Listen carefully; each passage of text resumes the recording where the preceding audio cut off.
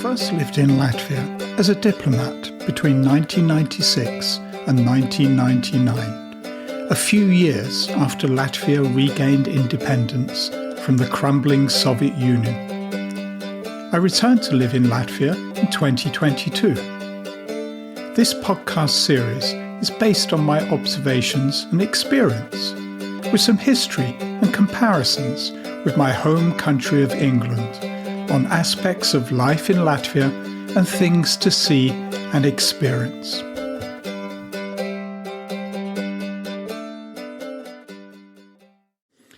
Episode 5 on animals, birds and plants. This episode is not an encyclopedia account of all the animals, birds and plants in Latvia. Rather, I've selected 2 animals, 2 birds and 2 plants that to me characterise Latvia. I will tell their stories, things that have either amazed or amused me. Firstly, cats. There are a large number of cats in Latvia. It was something that struck me from the very first time I was living in Latvia in the 1990s. I remember a stop on the number 10 tram in Riga at Typografia iela. There were lots, maybe 20 or more, cats by an apartment building. They had a few pieces of discarded furniture, but otherwise were street cats, what we might call strays. Old ladies would feed them every day. In 2021, there were 410,000 cats kept as pets, not including those stray street cats, in a population of less than 2 million people.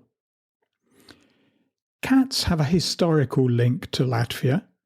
The cat house, Latvian, kaku nams, is situated at 10 Maistaru iela in the old town of Riga. It was built in 1909 by the architect Friedrich Scheffel in a medieval style with some elements of Art Nouveau. It is mostly known for the 2 black cat sculptures with arched backs and raised tails on its turret tops. It is said that the owner of the house wanted the cats to be placed with their tails turned towards the building on the opposite side of the road, the house of the Great Guild, as he held a grudge against the members of the guild. It was later ordered that the cat should be turned to face the guild house. This legend has 2 versions. One is that the wealthy tradesman who commissioned the building was refused membership in the Riga Tradesmen's Guild, also known as the Great Guild, and therefore had the copper cat statues made with their bottoms facing the Great Guild. The other version of the cat legend has it that the wealthy tradesman placed the 2 statues on turret rooftops with their tails towards the Riga Town Hall, following a building dispute with Riga City Council.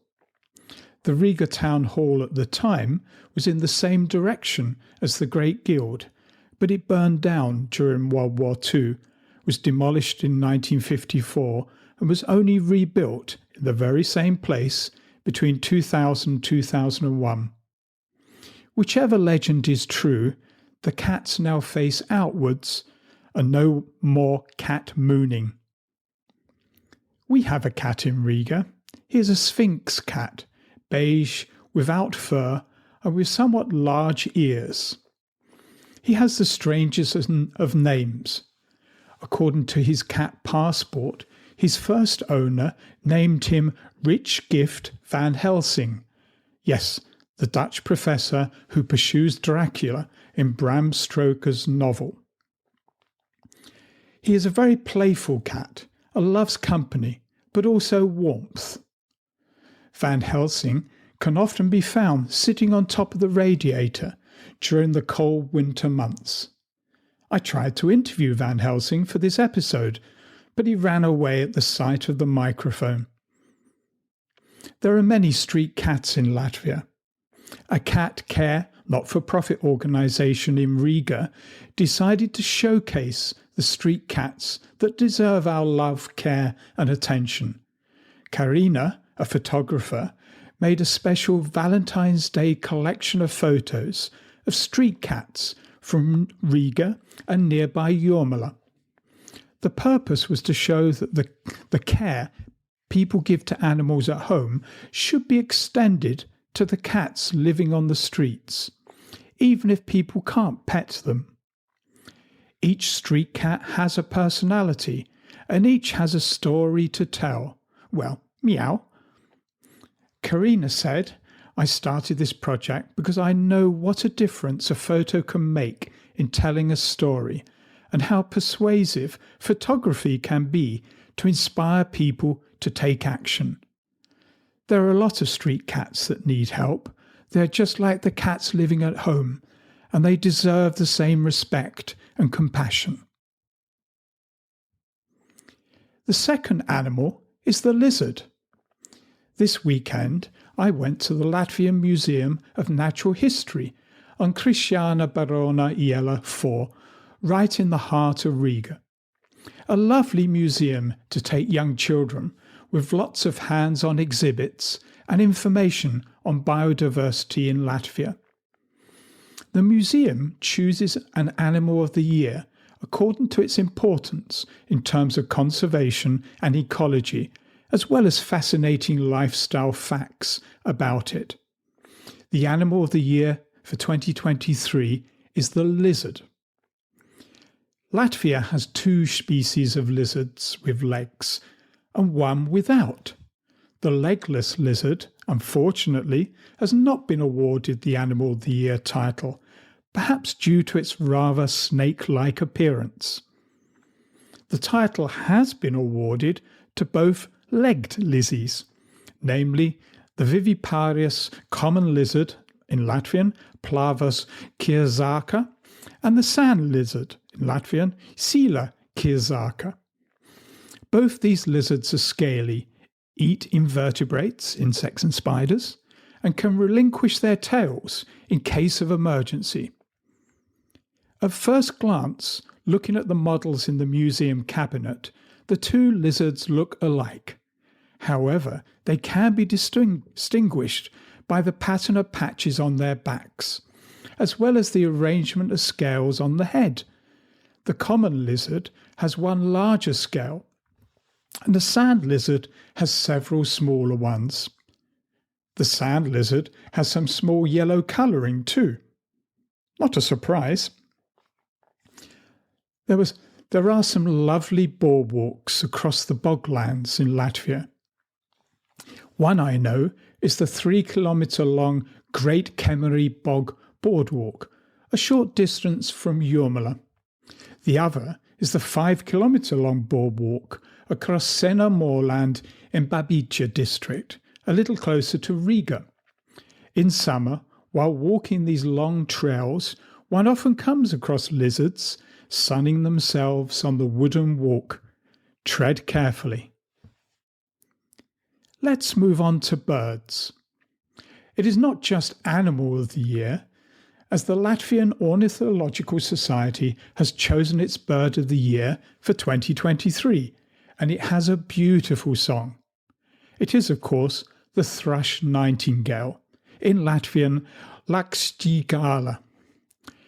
Famous as the inspiration for poets and singers, the nightingale is also considered a symbol of Ukraine and has an important place in the cultural and historical identity of that country.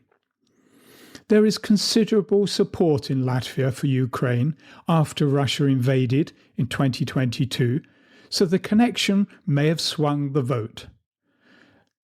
As Andris Dekants of the Latvian Ornithological Society said in announcing the nightingale as the Bird of the Year, "Hearing the nightingale's song in nature in the spring, this year we invite you not only to enjoy the attractive voice of this bird, but also to think about how each of us can support Ukraine and Ukrainians and their efforts for independence."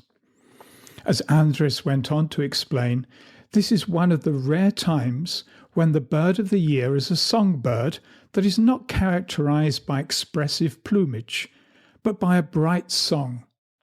Therefore, we invite residents to not only notice, but also hear the voices of birds in nature and try to recognize them. The nightingale is 15 to 17 centimeters long, a grey-brown songbird that nests in thick, moist, shady, deciduous forests, and also dense gardens and parks. The nightingale, which is a migratory bird, returns from its wintering grounds in Africa at the very end of April, so the bird's voice can be heard most often in May and June, mostly at night, although it is possible to hear the nightingale during the day. The nightingale's song is a series of very loud tongue-clicking and bubbling sounds, with the verses often punctuated by a few pensive, sharp whistles. On quiet nights, the nightingale's trilling can be heard over great distances. Here is a recording of a nightingale song in Latvia.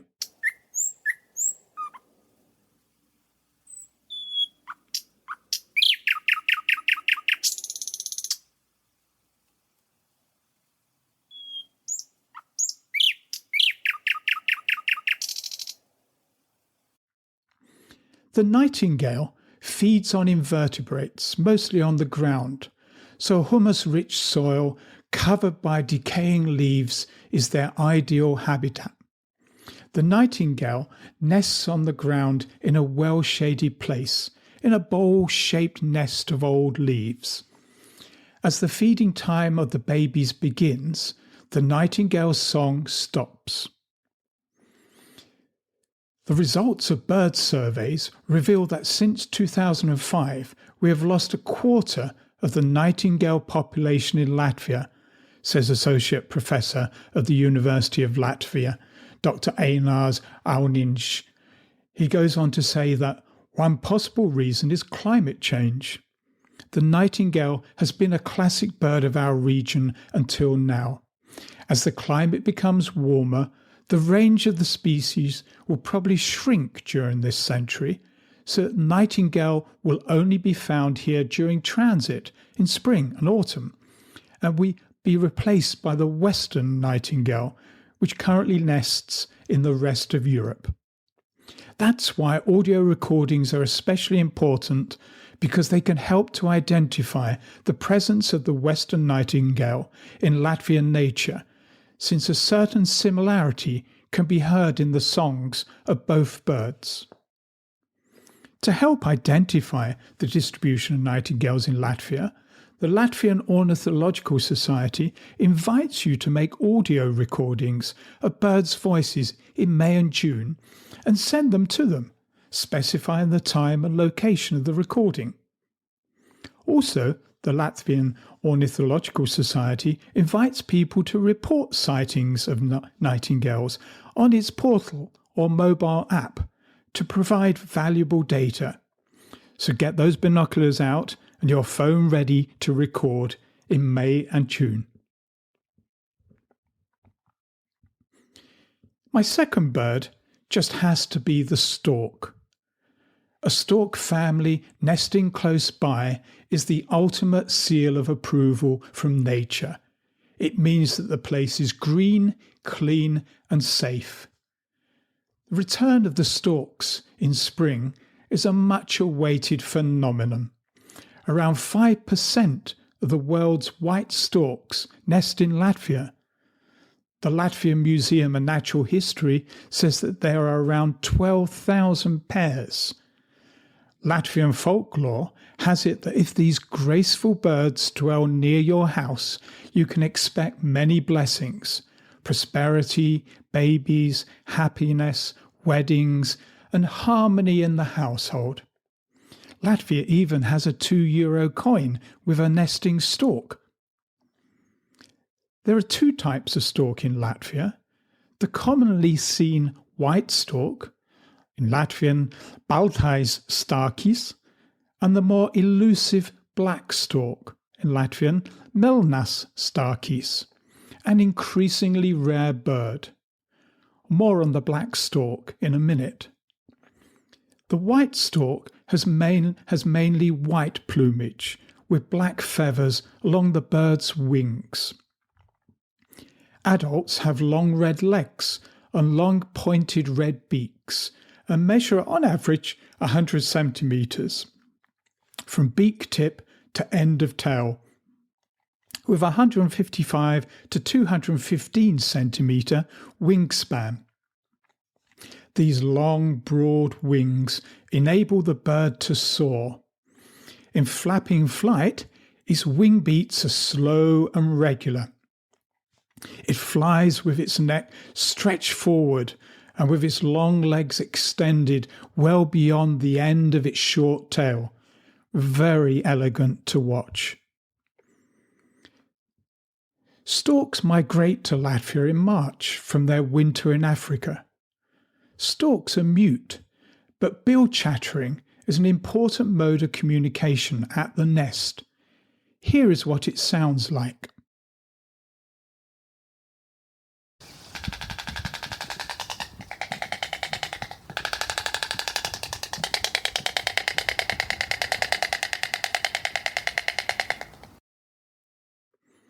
Their nests can be large and may be reused over many years. Enter a village or town in Latvia and you'll see wooden poles like old telegraph poles with flat wooden tops or old spoked wooden cart wheels laid horizontally on top. Together with chimneys and other exterior parts of buildings, these are the typical nesting places for the white stork. They gather twigs and branches to build the nest on top of this pole. Soon one will see the stork family with young. Many villages set up live webcams from spring until late summer so that people can watch the storks. Each village will have several nesting stork families. Lovely to see and spend a little time observing them. Don't forget that the stork is considered sacred by Latvians, with many beliefs associated with them. For example, the house near where a stork lives has good fortune. A stork protects the home from fire. A stork brings happiness and prosperity to a household as well as babies. Storks and babies have been linked together for centuries. Read the fairy tale by Hans Christian Andersen. That is perhaps because storks have a habit of nesting on buildings in urban areas, and they arrive on their breeding grounds 9 months after midsummer. You have to listen on a bit in this episode to understand that. A white stork foraging for frogs, toads, insects, lizards, rodents, snakes and earthworms over the meadow is a clear indication of a clean and healthy natural environment in the area. The number and condition of storks are an indicator of the quality of the environment and people's attitude towards nature. The increase in pairing stocks from 7,000 in 1934 to the present day 12,000 indicates that the environment is less polluted in Latvia. In some places, storks live in large colonies and walk en masse through the neighbouring fields. The northernmost colony in Europe is located in Latvia, near Starka Ligza, in a lane by the Valmiera to Mazsalasa road. There are more than 25 nests, and this is the largest colony of white storks in Latvia. White storks are not shy people, and they do let themselves be observed and photographed. On my bucket list of things to do one weekend in May or June. The situation for the black stork is less good. The Latvian Museum of Natural History said that there are only 140 breeding pairs left in Latvia. The black stork is also on the CITES, the Convention on International Trade in Endangered Species of Wild Fauna and Flora, as a Category 2 endangered species. Unlike the white stork, the black stork is a shy and wary species. It is seen singly or in pairs, usually in marshy areas, rivers, or inland waters. It feeds on amphibians, small fish and insects, generally wading slowly in shallow water, stalking its prey. Breeding pairs usually build nests in tall forest trees with large canopies, generally in places far from human disturbance. The black stork is a large bird, measuring about 100 centimetres in length, with a 150 centimetre wingspan and weighing around 3 kilograms. The adult black stork has mainly black plumage with white underparts, long red legs, a long neck, and a long, straight, pointed red beak. A wary species, the black stork avoids contact with people. However, I feel privileged to have seen one when I lived in Latvia in the 1990s, but I have not seen one recently. Among ornithologists and forest workers in Latvia, there are forums to share sightings of the black stork. Here is an insight into one exchange. A new black stork nest is discovered by forest planners. They found the nest in an aspen tree. While planning forest management, Latvia's Valsts planner Emils Elksnītis noticed a large nest in an aspen tree at the Latvia's Valsts Latgale region's Balvi area. Upon inspection of the nest, 3 young black storks were found in it. To protect the habitat, a ban on forestry activity and a buffer zone with limited economic activity during the nesting period has been created. The number of black storks in Latvia has decreased significantly, so the protection of each habitat is an important contribution to the preservation of this rare species. LVM employees find that around 20 new black stork nests every year, which are protected and included in the monitoring programme. About 40% of the known black stork nesting sites in Latvia are located in the forests managed by LVM to plan appropriate protection measures and assess the population dynamics, which have been negative in recent decades. Monitoring of nest population and nesting success is carried out. Last year's monitoring found stork nesting in 56 nests, or 49% of all nests visited by the storks. So, we have mentioned the animal and bird of the year. Surely we can't leave out plants? Of course not.